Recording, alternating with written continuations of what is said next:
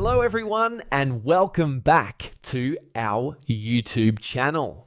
In this video, I'm going to show you how to fix Linktree app not working. First, we'll start with something very simple, yet powerful.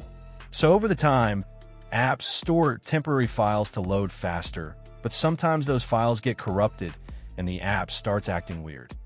To resolve this issue, we will first head over to our device settings. From here, scroll down and tap on General. Once you're in the General Settings tab, look for iPhone Storage option and tap on it.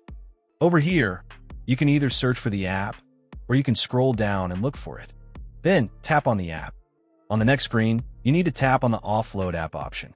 A confirmation pop-up will come up. Now tap on the Offload app option here. It'll take a bit for processing, and then a reinstall button will show up. Simply tap on it to reinstall the app. This should resolve the issue, but if it doesn't, then you need to check if the app is running an older version. Head over to App Store. From here, double tap on this search icon in the bottom right corner, and then search for the app. Once the app comes up in the search result, and if you see this update button right next to the app, simply tap on it to make sure you're running the latest version of the app.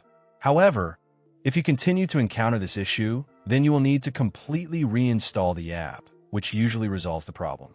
Head over to this screen the way we did before. And over here, tap on the Delete App option here to uninstall the app from your device. A confirmation pop-up will come up.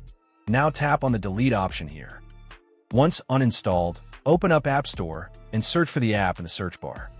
After the app comes up in the search result, simply click on this cloud icon to install it back onto your device. Hopefully, this resolves the issue.